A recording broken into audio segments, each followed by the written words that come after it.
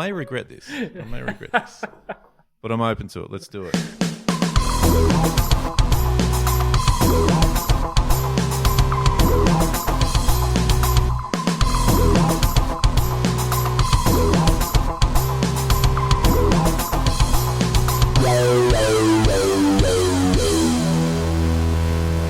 Hello everybody, welcome to the Deep Drop. It's been a crazy few weeks and it's great to be back on board. Thanks for joining us. My name is Luke McCredden and Adam Ring is alongside me as always. Adam, it's been a bit of a whirlwind couple of weeks for us, mate. Yeah, it has. It's been busy. Everything's ramping up a little bit, and massive shout out to everybody that attended the live show, Luke. What a night that was. Unbelievable. What a night. It was actually so much fun. And we knew it would be fun, but I think it even exceeded probably our expectations of the whole night. It was it was just a lot of fun, and plenty of drinks were had, plenty of chuckles were had, and it was just a beautiful venue down there at Poker Face in Berwick. And yeah, like a massive thank you to everyone that came out and gave up their Thursday night to sit and basically just talk a bit of rubbish with us, which was great because, as we've said from the start, the idea of being in the same room as the listeners was pretty exciting. So we collectively spoke a lot of shit, which was we good. did, and it was fun. And even reflecting back on it, Luke, I know you and I have spoken about it and debriefed the evening post event. And the more I look back on it, the more I enjoyed it, and the more excited I am about it because just being able to chat to people after we dribble that shit that we do most weeks, Luke, it was awesome because there's a lot of fishers out there that are keen just to sit down and have a laugh at fishing's expense. Yeah, exactly. Because it's good fun. Exactly. And now a big shout out to people that have just jumped on because we do know that there were quite a few people there that night that hadn't necessarily heard the podcast or heard of us or what it is that we do. Obviously, we had the Win Against Tide guys there, so doing their show as well. So welcome to anyone that's new, basically. Just welcome aboard. We're here to have a lot of fun, and we hope you can have some fun with us. And also, we hope that we can stick around and have a listen out for any new live shows that we got coming up, because I know we've been talking about it. We have. We've floated the idea out. We got a fair chunk of feedback from social media about where it should be and what we should do. It's now just a case of aligning all the ducks and making it happen, mate, because we're pumped to get back out there. Exactly. It's just a matter of not if, but where and when. Yeah. And we'll get together and put our heads together and work out when that can be done, because I'm already looking forward to it, Luke. So again, thank you to everybody out there that attended the event. It was a great night. The boys from Win Against Tide did an amazing job.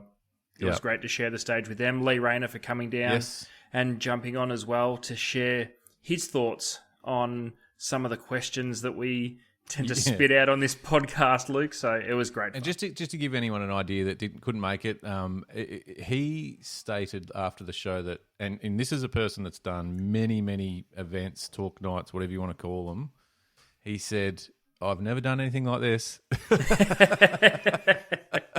I don't know whether that was a compliment or not, but I'm taking it. We'll take it as a compliment. No, but he was great. He was a great sport. He had a lot of fun too and enjoyed the night. And I'm looking forward to getting back out and doing another one. So watch this space.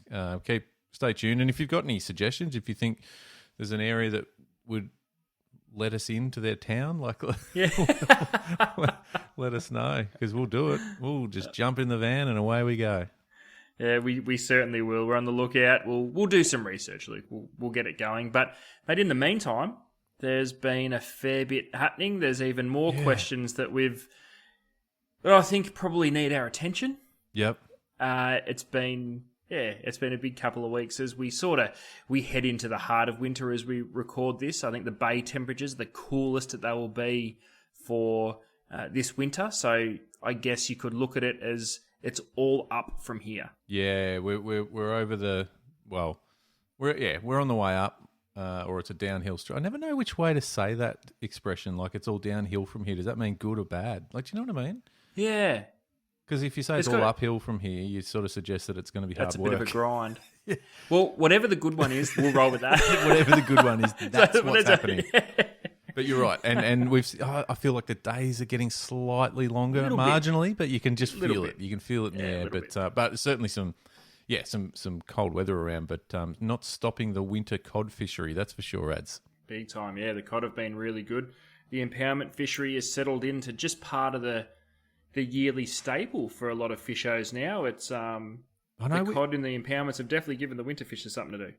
It's just one of those fisheries that and we've spoken about like spearfishing and stuff underwater, but as far as rod and reel fishing, it's just one that I tip my hat and say, have a good night and let me know how you go when I wake up in the morning in my warm bed. Yeah, it's for those that don't know, this winter cod fishery is something else. Let's just use Eildon for example, and there's plenty of impoundments between Victoria and New South Wales. There's plenty of these trophy impoundments, but they all have one thing in common. They're fishers best in the winter, and the best fishing is generally under the cover of darkness or those twilight hours, especially first thing in the morning, which means you could potentially be casting lures at sub-zero temperatures, and absolutely nothing about that sounds fun to me. No, it's a look. Do you know what? And I did say this to someone recently. We were talking about it, and I said I want to do it, and just to tick it off. The people that do it regularly, there's some fantastic anglers that just get it done too, time and time again with some massive fish. It's amazing to see from afar. Yeah, that's right. Well, I don't mind looking at the pics afterwards of these trophy cod. Yeah. But I tell you what, you got to go in with the right mindset. That's not just a lazy fish on a weekend. You know, that's something that needs dedication, planning, and the grind is real when it comes to that sort of stuff. For anyone new listening that think you guys are weak as piss, yes, we are. Yes, we are. And happy to admit it. Hey, actually, funny segue from cod. I got given a whole bunch of lures the other day to take home, and I don't quite know why they were all cod lures because I don't do a lot of cod fishing. But anyway, I was playing with some of and there's just a bunch of spinnerbaits in there and mucking around with them, and something just triggered in my mind. I thought, and I'm one of those ones where I'm sure there's some people that go, yeah, but Ads, why do you are spinnerbaits exclusively freshwater lures? Mate, the world works in funny ways. Yeah. Because as we record this, I've just returned from a trade show in Melbourne. So for those that don't know, my day job is I work for Rapala as a sales rep, and we've just been going through all of our new stuff for the season, which you all see in the coming months if you haven't seen bits and pieces on social media already. And we were talking about this exact thing. No way. It was based more around, say, bass versus estuary perch. So at Rapala, we have a chatterbait that's just hit the shelves in the last couple of months. And we were just spitballing pretty much exactly what we were doing here, Luke. We were just talking shit based around chatterbaits and spinnerbaits and bits and pieces. Does anyone actually use them on estuary perch or any saltwater environment, as you were alluding to? Because the estuary perch is so closely related to an Aussie bass to the point where they will actually interbreed and create a hybrid species. Yeah. Why do we not fish for them with spinnerbaits? It's one of these black and white things, isn't it? It's like, no, it's not. And it's not yellow belly or cod. And that's it. Or let's draw a line. But why draw a line? Erase that line. Mix it up a bit. But I mean, I was even thinking broadening that, because when I look at them, and I've got one here just for sound effect. Reference sake. You like that? That's a reference sound effect, obviously. Oh, I know that one. But I believe, yeah. But I look at it and I just think, and I might be way off track, so correct me if there's a reason this wouldn't work, but I think flathead would be all over these. Well, and I also think snapper would eat them. I was going to say an interesting thought process, which I've definitely had before, and you and I may have even spoken about this back in our tackle shop days, Luke, on those those cold winter days we were working a tackle shop, not too much is going on, and we're ripping a wall apart trying to figure out how to put it back together so it looks good for the new season. Oh, you mean when we used to just sit there feeding yabbies to the yellow belly in the tank? Yes, yeah, those days. Yeah. Okay. Yeah, I'm with you now. Yeah. I'm sure we've explored the thought process on spinnerbaits and snapper, and I guess all we could come up with was why not? That's the thing. And look, we've touched on various things throughout this podcast, whether it's micro jigging or using different sorts of lures for whatever. Obviously, a lot of it just comes down to effort. But I don't even really hear about spinnerbaits in the conversation. And I know it's not. It might be a little bit left of field, but again, you look at them, you see them in the water. We've all used them in freshwater environments, but when you actually think about it, geez, it'd be hard. You'd be hard pressed not to really fire up like I said, a flathead or a snapper, or I don't know. Well, let's delve into it a little bit because it's an interesting conversation to break down and try and work out where it would go wrong or where it would go really right. Now, I'll open by saying and putting it out there on record: if you throw something long enough, you will generally stumble across the desired outcome. And what I mean by that is, I'm sure if you threw a spinnerbait off the beach, whether it was around your area, Luke, around the Ballerine, the mouth of the Barwon, or you were down on the Mornington Peninsula and you were casting around some of the rock beds directly off the beach, I'm sure if you cast it long enough, you will catch a salmon or a flathead or something. Oh, yeah. Let's take it a step further than that. Do you think, how would you approach it if you were going to throw that spinnerbait at a schooler snapper and genuinely try and get it? Do you think it could actually become a viable way of doing it? Not just casting it forever and a day, hoping that some silly fish decide they've had enough of it and want to eat it. Yeah. And B, how would you go about it? Because obviously, depth is a huge thing. It's a huge difference. It is, but I think somewhere like Port Phillip Bay lends itself to it because there's not as much flow, so you've sort of got more of a, because we know whether you're bait fishing, soft plastics or anything, 9 times out of 10, your bait or your lure or your soft bait, whatever, will get eaten on the drop as it's fluttering down into the bite zone, whatever you want to call it. That's one of the other reasons I think it's just a no-brainer for something like that as it flutters down and drops into that zone. Now, obviously, I don't have an issue with the sink rate. There's spinnerbaits that are well and truly heavy enough for somewhere like Port Phillip Bay. Mate, I think they would absolutely get the job done.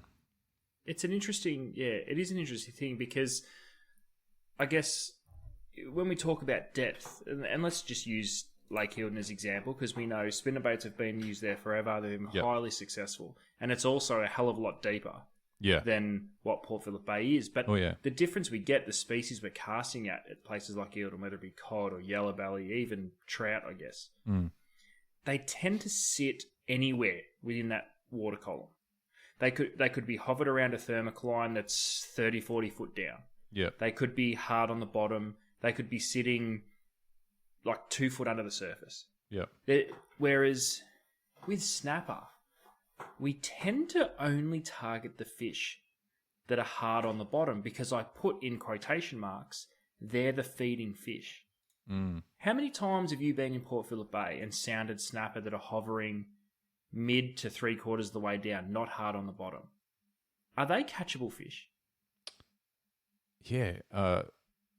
Short answer, yeah, I reckon they are. And given some experiences we've had, and I think you've been a part of as well, sometimes with soft baits, live baits, they get eaten pretty quickly after they're in the water. So I would suggest that some of those fish aren't anywhere near the bottom. It's because I often wonder, are we victims of habit or? Absolutely. I mean, obviously, you can't argue with the fact that feeding snapper on the bottom. I mean, it's what we've used our sounders for. Anyone who's caught snapper and fish Port Phillip Bay knows that. Yeah. Generally speaking, but it's interesting because we fish light in Port Phillip Bay to increase the hang time in which the bait gets to the bottom, which kind of it kind of contradicts the whole thing, because if we're only fishing for snapper on the bottom, why aren't we using 6-ounce bombs and just plummeting that thing straight to the bottom? Yeah, that's right. Because I think we've worked out that a slow sinking bait or soft bait or vibe gets the job done. What about throwing another species into the mix? And I'm talking about some of the chunkier, when there's a soft plastic attached to some of these spinnerbaits and whatever. Yeah. What about mulloway? Mulloway, it has to work. In particular, a chatterbait, because realistically, what the chatterbait's doing... That was your go-to. Like, if customers would come into the shop and go, hey, mate, do you think this would work? You go, it'd have to. And they go, okay. Yeah. Well, but again, break it down a little bit. The hardest part of fishing a spinnerbait example is going to be keeping it on the bottom. Because as soon as you start winding, those blades are going to start planing it back up to the top anyway. Yeah, true. But a chatterbait is actually designed to just be dredged on the bottom. And that blade is just accentuating the body roll from a paddle tail plastic that you would essentially be fishing for them anyway. Yeah. So if those fish were particularly shut down, or they were just being a little bit funny and really needed a stir up, a chatterbait kind of seems like a natural progression, but just never thought of. I don't hate it. I'd love to give it a go. I'd love to give some of the smaller spinnerbaits a go in fishing. Realistically, even some of the estuary systems, but fishing not super shallow, but some flats areas where you get some big flathead kicking around. Even some brim would be hanging around. I would have a bit of a sniff at them, I reckon. But I think most important thing to do here is probably ask anyone out there who might have tried it. Yeah, because I think someone's got it. Surely our conclusion here, Ads, by the sounds of it, is it's got to work. I think it honestly would be a really good option, and who knows, it might be the sort of thing that on a tough day really just amps them up. Well, and I think that's where the key would be to even use them. I still find it a little bit hard to see it as something you would tie on first. Mm. And I'm not saying that's ballsy. That's right or wrong. That's a ballsy move. But if they're shut down, why not? Why not? Mean, how many? What have you got to lose if they're not eating things in the normal way that you're catching them? I guess it's just the discipline to actually cast it with confidence and give it a chance to do something. But that's it with every form of lure fishing, isn't it? Or fishing in general, that confidence thing, casting a bait out, soft or hard, it's all about having the confidence that it's going to work. But please get in touch. I think Instagram, the Deep Drop, have a look at that. If you can let us know your thoughts, but also I hazard a guess that someone's had a crack at this in the saltwater, Ads, and I'd love to hear about it. Good or bad, like pros and cons. Tell us if it doesn't work. You'll save us a hell of a lot of time. But I'm putting it out there. I'm gonna give it a go. As this spring season comes nearer and nearer, I think there's some We could be pleasantly surprised here. Anyway, I like a challenge. I like new stuff and mixing it up a bit. Experiment a little bit. I like it. I don't like catching no fish, but I quite often do anyway. So fuck it. Hey, there's been a little bit of chatter around lately. There's been a little bit of chatterbait around lately in regards to slot limits. I know the VFA have got a little thing out at the moment where they're asking for punters to get involved in relation to slot limits for black brim in Gippsland lakes. Interesting. So a couple of years ago, long story short, they put, or actually might not even be 2 years ago, but they introduced a slot limit on Gippsland brim because there seemed to be a decline in size and catch rate. So initially it was thought that netting throughout the Gippsland lakes was a big part of it. May or may not have been. I don't really know, but nets were banned through the Gippsland lakes. And then there was definitely an improvement, probably more in King George whiting than there actually was for black brim. And then we had insane amounts of rain. And the brim fishing in the Gippy lakes at the moment is the best it's been in a very, very long time. So the discussion is based around, do those slot limits need to be lifted already? What's your thoughts on slot limits in general, and then in regard to Gippsland Brim? In general, and again, I think we've had a discussion on here before about it, maybe, or it might have been an off-air one. I can't even remember anymore. I'm losing my mind. So what? I don't hate it. I mean, it's obviously one of those things, isn't it, where if it's backed by solid reasons for, then it makes sense. Then I think we've seen it. Well, it hasn't not worked. Do you know what I mean?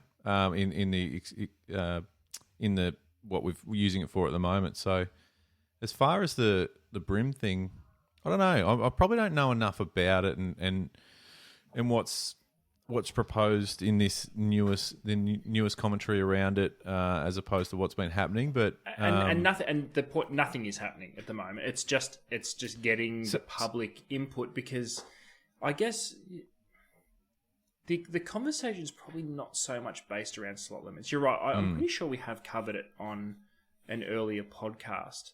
But when would you pull the pin on it? Is there anything that says to you that if a slot limit's introduced, take black brim out of it for any species? Yeah. Obviously, it's been done for a reason, whether it's trying to preserve bigger fish, whether it's trying to encourage those bigger fish spawning more often. Well, when there's anything that's having the pin pulled, so to speak, is that a reflection of it not working and having to reset?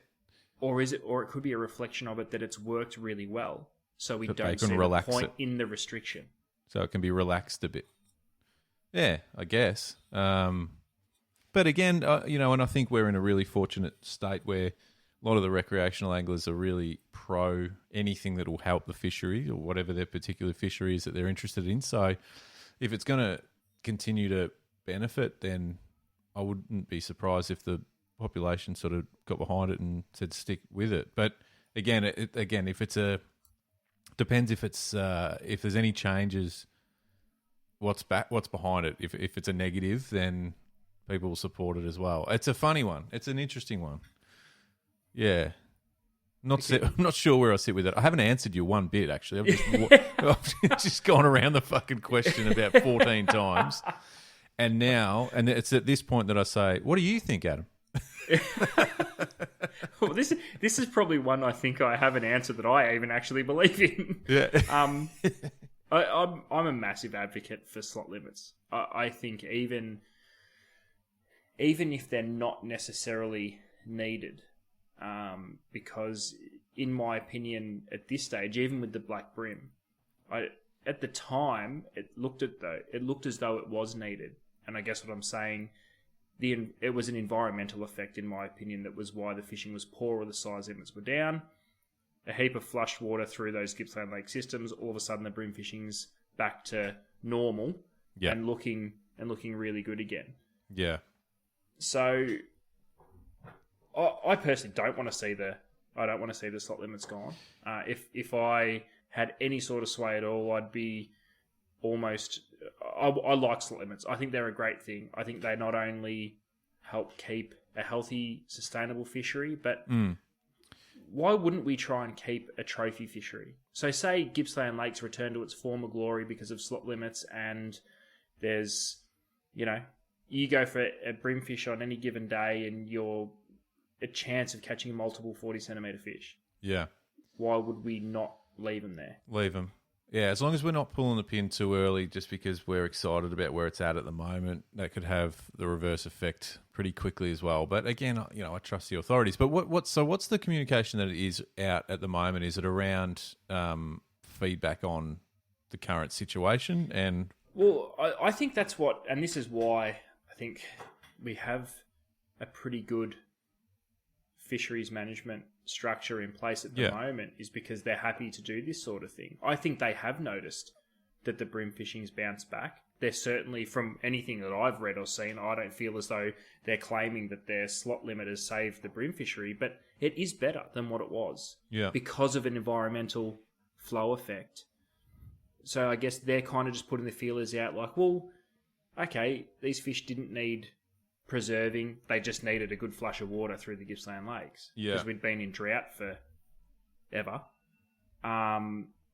It's I guess they're kind of saying, do we need that slot limit there? Would the anglers, the people that are, governed by these fisheries rules, if it's not, I guess, if the rule's not there to actually preserve the fishery because the fishery doesn't need preserving, should we have the rule to even begin with?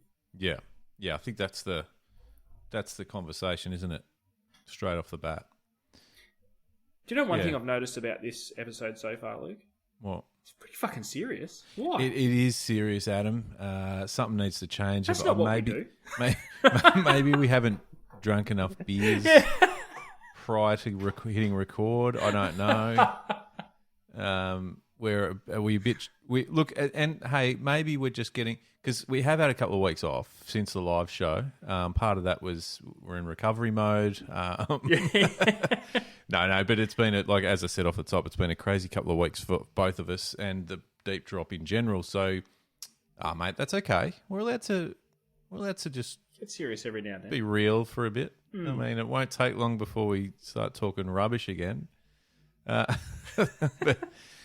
do you know, no one answers questions like you just asked than local communities and Fisher. Yeah. And I know there's a few people down Gippsland Way that tune in, so love to hear some feedback on that particular topic. But no doubt the VFA are getting plenty of feedback as well on that. But it'd be cool to hear a bit about what people's thoughts are, especially the locals. They're the ones that tend to... Well, they're quite passionate about their fishery, and they should exactly. be. It's great that they are. It's a good thing that we've got the opportunity to get involved in those conversations as well. Yeah, and if there's anything you want passed on to the VFA, let us know, and we'll say it on air because we know they listen. And geez, I reckon it's been four, including the live show, probably 4 or 5 episodes in a row that we've brought up Carpathon. Yeah. And mate, I don't know. I just don't want to jinx it, but there's some movement. There's some movement. It's crazy. It's just brewing. There's something bubbling in the background, and some people have picked up this crazy idea and thought it might. I don't know. I just keep putting it out there because it could be worth watching this space. Oh, I can't believe it's even a possibility. I know. Anyway. Yeah. Anyway, it could be lots of fun. Hey, do you know, actually, and this is a bit of a flip back. I was just looking at those spinnerbaits again because I just put them on the table over there. What about brim? Like smaller version, and like just leaning into that conversation about the black brim. You mentioned estuary perch and stuff. Like for me, it's like this is a very simplistic way of looking at it. But if you're throwing them around and they're working on perch, you would have to think to a degree that brim would eat similar things, right? Oh, I think You've done plenty of that too. Like from your experience, like if there was the right size spinnerbait, whatever it is, would you be confident throwing that into a snag and getting it back? Yeah. I don't know what a brim. A brim's just a weapon of an animal that is happy to flip you the bird at any given point. Do you reckon you get a carp on a spinnerbait? Jag one, or it'd actually eat it? No, jag one. Oh, yeah. 100%. Yeah. So use the biggest spinnerbait, whatever it is that you can find, and just launch into it. Ripping it. Yeah. That could be part of Carpathon, actually. It could. We're not asking for people to catch them hook in mouth. No, just catch them by... Actually, I'll stop short of saying by any means possible. Let's stop. Let's stop. So anyway, black brim. Yeah. Exactly. Yeah. Exactly. But again, I think if you cast one long enough, you'd probably get one. I can't see it being or ever becoming a viable thing. Brim are just funny. Even when they're on, they're weird. Like if you can see them, if they're up high on a snag and you can see them rolling and chewing on the snag, it's not so much the size. The size doesn't really bother me. It's just sometimes the spinnerbait could just be too full on. Too many moving parts, too many flashing bits and pieces. Fair enough. But I don't know. I haven't tried it. Yeah. And maybe I will. No, but as I said, I am definitely going to give it a go. And actually, bit of an announcement. I am now a kayak owner. Oh, fishing stop kayak owner. So just floating it out there. I might do some of that in the yak. Yes, you will. And did someone say, Gippy trip? Yeah, absolutely they did. Now, just let me get my bearings with it first for a while. So, but I don't know. If that puts me in a certain league, am I going to be let into certain conversations now that I own a kayak? League of Superstars. Oh, You're in. God. Welcome. Okay. First off, it's good to have another member. Yeah, good to be here. Thanks for having me. It's exciting times. We can, you know what, Luke? We can paddle off into the sunset and become a speed bump together. I think it'll be good fun. Yeah. Okay. Well, I mean, don't make it sound good. But no, I just fortunate enough to get my hands on one. I'm looking forward to having a bit of a go. Obviously, I think first cab off the rank for me, certainly down here on the Bellarine Peninsula, is we're getting very close to when big calamari go absolutely bonkers. Yep. And I'm not a complete newbie to kayaks, but I've just had a very simple one that I've used with a paddle and whatnot. But I'm very excited to get the old foot pedal action going on. You'll never turn back. I'll never lift a paddle in my life again. It even pains you just a little bit when you need to use the paddle when you're just pushing off the beach in that real shallow water till you can deploy the pedals. Even that's just like... It's just anger in your face as you're paddling off into the deeper water to drop the. Yeah. Well, anyway, we'll see how we go. Good times. Look, I'm proud to be part of the club, but I'm not completely committed just yet because I. Oh, don't be like that. No, you've been welcome. There's still time to give it back. No, you're in. So All right. Pedals down and... What should I... Okay, well, here's a question for you to round out the show. And there's plenty of kayak anglers, or maybe there's plenty of people that are thinking about getting into it because Christ knows they're a lot cheaper to run than a boat. Yeah, that's correct. What would you suggest as far... And not tips for getting into kayak, but if you've got one, once you get your hands on one, what do you think's a good species or area, type of waterway to go and have a bit of a get your bearings and get your eye in with a fishing kayak? I think anywhere where you've got good shelter. I mean, that's why they lend themselves beautifully for estuaries. Because even if it is going to blow, if the wind kicks up, you're still pretty sheltered. It won't be fun, but you're not going to run into half a metre of chop unless you've got to cross a lake to get into the river or anything like that. But I think that's the easiest way to approach anything. If you can find somewhere that's sheltered, and you don't have to worry too much about it. Where do you store the beer? I'm just sort of going through that at the moment. Well, you can get these. You can get these. So generally, a lot of these kayaks have. It's a great question. Yeah, you have there's a nice little pod section behind you that's just fit out perfectly. That you can put either a small esky or you can put a small cooler bag full of tins. The only issue is as you get a couple of beers in, turning around to get them gets a little bit awkward. So what I would suggest is double parking with a good cooler, as in they've got cup holders in them, most of them, and even if they don't, if you've got your open one in a good quality, those stubby holders that the high end metal ones that are all insulated and keep everything awesome. Yeah, one in there. Have another one. Double park with one in there as well, so you've always got cold ones right there. Okay, I plan to be double parked quite often. Less reaching around, less reaching into the esky for extra cans. But I'm looking forward to it. I'm all in. No, I am all in. No, I'm committed. Can I give you a challenge for your first? Yes. So you mentioned calamari would probably be... Well, probably. Or whiting, maybe. Just thinking about what's sort of nice and close. But yeah. Well, a challenge for the calamari in close. I spotted around doing the rounds over the last couple of weeks. Yeah. A bibbed squid jig. So it's essentially like just a general normal bibbed barra style or minnow lure. But instead of trebles, it's got a squid prong on the back. Yeah, okay, yeah. I think I've seen the ones you're talking about. I'm really interested to see, are they any good? How do you work them? Like, do you just slow roll them like a barrel lure, or do you try and get them slashing around like you would relying on the bib to give you a bit of a wider action to try and get them. What sort of action do they even have without having the weight of the treble sitting from underneath? It's my challenge to you. Okay. Can you get squid on like a hard body? Still a squid jig, but it's more shaped like a general minnow. Okay, I'll have a. Do we know what brand? I mean, do we know what? No. No. Okay, I'll find. I'm not going to give you all the information. No. You just said that's part of the challenge, isn't it? Go and That's find right. that lure. Find the lure. It sounds too hard. No.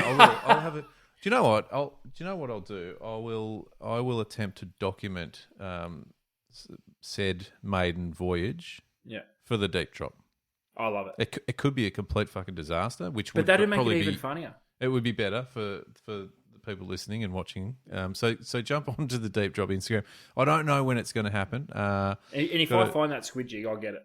Okay, send it down. Yeah. I'll give it a go, and I'll have a look as well. But in the meantime, it might just be a case of using what I've got. I do have some squid ideas.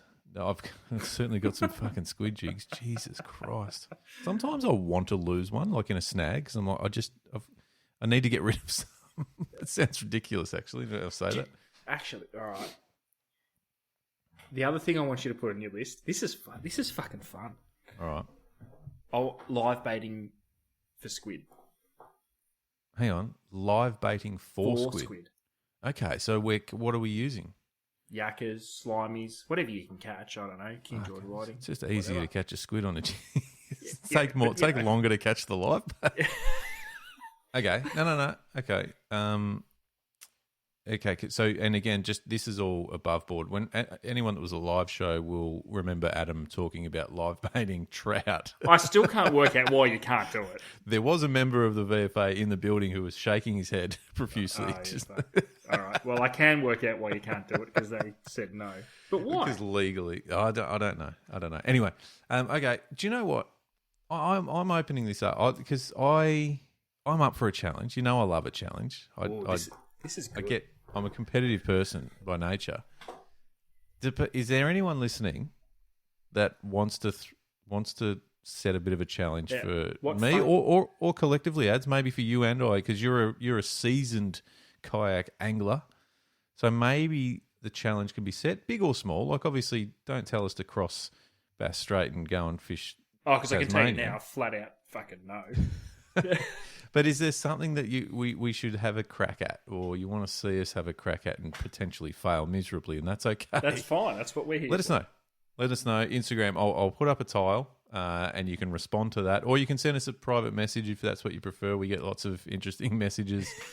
So happy to hear that as well. So we've got two suggestions so far. I've thrown two out there. Squid on an actual hard body with a squid prong on it. Yeah. Or live baiting for calamari, not live baiting calamari for something else. Because I'm telling you now, the live bait would last not long.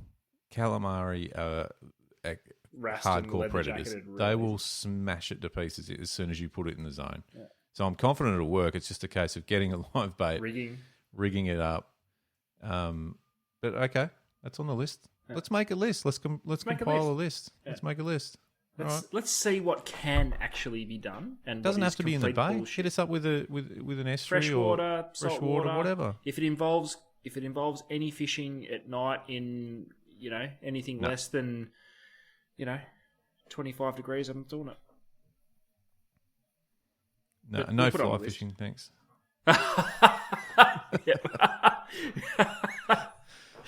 Oh shit! We're putting rules on it. Yeah, that's we're stipulating no. Well, actually, fly no. fishing. We won't put any rules. But if you do suggest anything dumb like fly fishing, we'll ignore it. How's that? Yeah. All right. Okay. Well, there you go. There's something to take away. To have some thinking time, then get back to us via Instagram. And do you know what else you can do with this podcast ads? If you're listening on Spotify, you can actually respond to it. We can ask a question through Spotify. So if you are listening on Spotify, I might make the question for this episode, what is your challenge to Adam and I for our kayak fishing? Yeah. And you can respond to it that way if it's easier. If you don't have Instagram, but whatever. Get in touch. I think This could be quite an interesting little challenge list that could be fun. thrown up there, Luke. God, I may regret this. But I'm open to it. Let's do it. That'll do from us. We've got things to do and people to see, and so do you out there listening. We very much appreciate your time, having a listen to us, and for those of you that came to the live show week before. I don't know, it's a blur. Thank you very much, and watch this space because we are hitting the road again. We just haven't locked anything in yet, but I just get the feeling might lock something away pretty soon, Ads. Yeah, I'm looking forward to it. And as always, get involved on socials. Fire us any questions you have, whether they are serious or not so serious. Oh yeah, yeah, because we'll make them a joke fucking straight away. Don't worry about that. Yeah, and we promise not to be so serious next episode. Yeah, I'm not going to say grim. Like, it was a positive conversation, but it wasn't grim. But it wasn't fucking, Hey, can I just float out a teaser? If anyone's still at this point listening to the show, thank you. This is a bit of a teaser for what's potentially going to come in the next few months, Ads. Just floating it out there that you will hear some new voices on the Deep Drop. Now, not permanents. No. Going to have some floating guests. Yep, toying with a few ideas, Luke, and you'll hear what that sounds like sooner rather than later. Very soon. I'm pumped for that. It's going to be a lot of fun. Anyway, thank you again. Tune in, subscribe, follow on Spotify, follow on Instagram, do all the stuff. Yep. Share it with your mates and keep in touch and let us know what's happening. We love it. Thank you very much, Ads. Giddy up.